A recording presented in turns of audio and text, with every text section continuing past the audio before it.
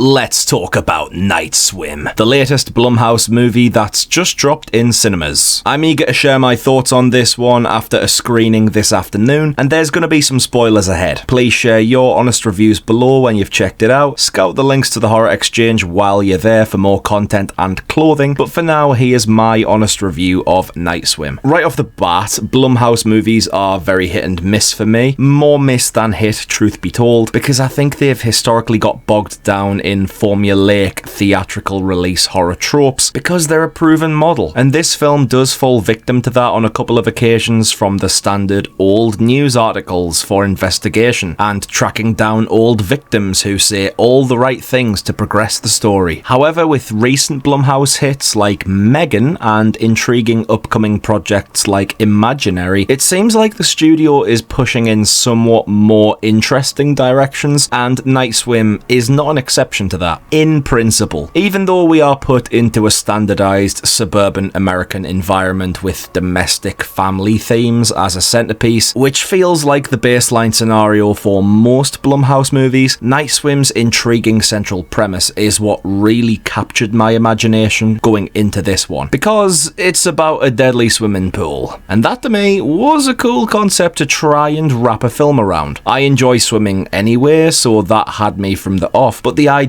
of an actual part of the property being responsible for the evil instead of just the bad juju energy emanating from everywhere was at least imaginative. I've gathered this film is an extension of a short film based on the same setup, which I do think is the better format for what you can do with that idea, and Night Swim at several points can feel like a bit of a drag because just how many interesting things can we do with a pool in the garden? And I can't stress enough how much you need to suspend your disbelief when it comes to the pool after every single member of the family, including the cat, of course there's a cat, is tormented by the pool, yet they still keep going on as normal and not really thinking more deeply about it. Oh, and you got to suspend your disbelief on just how long people can breathe underwater as well. Standard. The obvious critique is just keep away from the pool and you'll be alright, though at least the pool is capable of possessing people who can carry the evil on outside those aquatic confines, so yeah, there's a bit of leeway there. It had a really Stephen King atmosphere in general, which I can't tell if it was an intentional homage or just coincidental. However, much like King's works, there is a formula which often works, and on the whole I do think Night Swim is more competent than a lot of people will likely credit it as, but it still has a lot of problems. The big scoring points here for me were in the production. The way Bryan McGuire directs the pool itself, the combination of high angles, underwater angles, and semi-submerged angles really dragged me into the water on the big screen. And combined with some great watery sound design, the texture of the film felt remarkably fluid, even down to the water effects placed on the film's credits. Night Swim possessed this luscious liquid aesthetic, and in many scenes the lighting is compiled of watery colours like greys and blues. It came across like a cohesive, connected piece, and I really did enjoy that direction. Also, the two leads in the film were pretty wonderful in my opinion. There's Wyatt Russell, who plays a semi-retired baseball player named Ray Waller, who's suffering from secondary stage MS and is trying to rehab back into returning to the sport. It's quite an original idea for a character, I must say, and it also cleverly links into buying the house with the pool because Ray can swim as water therapy for his body. The fact McGuire had the consideration to make the family buying a property with a pool as a character bond and not just for the sake of it was a nice touch. Ray's wife Eve, played by parallel universe Rebecca Ferguson Kerry Condon, is a well-acted role, and her chemistry with her on-screen husband feels authentic. It's not exaggerated or typical. There is a natural feeling to it where I believed their support for each other and that they'd been through a lot of troubles together. They were a malleable couple. So we had a cool enough concept, leading roles I got invested in, and some strong cinematic visuals, all potent ingredients. So where did Night Swim fall under the surface for me? It's the third act issue I often have with Blumhouse films and the majority of theatrical horror releases. There were some sturdy building blocks earlier in the the film and a clever use of false mini jumps that were well timed. One was a guy who slightly trips against the diving board while mid-sentence, something so small and sudden where the film pushed my focus elsewhere and then hit me with a little sharp shock. That was sick. But sadly, the jump scares involving the pool itself were all telegraphed fathoms off. And though there was a much desired preference for practical effects in the film, a lot of the demonic entities looked a bit wonky and unintimidating. I honestly feel like a horror movie about a killer swimming pool would have been much better suited to a comedy horror coating with acknowledged silliness and over-the-top madness. However, Night Swim takes itself so seriously in points and taps into properly bleak territory with life-impacting medical conditions, the deaths of children, possession, and sacrificing for love. The film's tone for the majority of the experience didn't quite work for me, despite the potential being rife. And even in film, all that build-up that was decent led to annoyances that come in that third act. It lost its grip and fell into that basic family horror mesh. One of the parents ends up turning bad and has to die to get rid of that bad. Same common problems, slightly different skin to try and mask them. And ironically, when the film cranks up its horror elements like vomiting black water, becoming possessed, encountering damned souls at the bottom of a never-ending pool, even though the horror dial is turned up, it feels less horrific.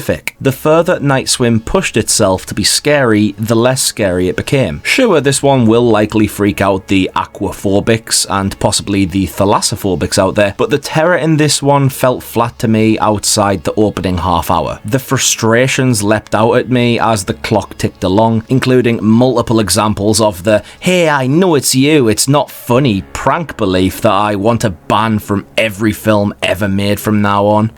Come on, Chad, it's not funny. And that's kinda my main takeaway from Night Swim. It's as though big studios say 80% of your film is ours, it's stuff we want to see, you can handle the other 20%. Because these films often do have 20% of brilliance tucked away in them, massively outnumbered by the volume of sameness. Look, Night Swim is what it is. It's a decent one for a one-time watch, but it doesn't inspire any additional watches for me. Sadly, it's not as deep as the pool itself, and the ripples it creates are incomparable. Thumbs up for good performances by the cast and some pretty great character setups, and also an overall well-directed movie with cracking visuals and sound. But my thumbs down go towards falling apart towards the end, having to just accept some silly decision-making by the characters, and a handful of teeth-grinding moments that you've probably seen 1,000 times before. That right there is my honest review of Night Swim. If you want an out of 10, oh god, I don't really do this often. Go for maybe a 5.5, 6 on a generous day. Go on, it's our first video of 2024. 6 it is. Don't forget to share your honest reviews and check out the Horror Exchange below. I've been Connor from Unleash the Ghouls, and cheers out.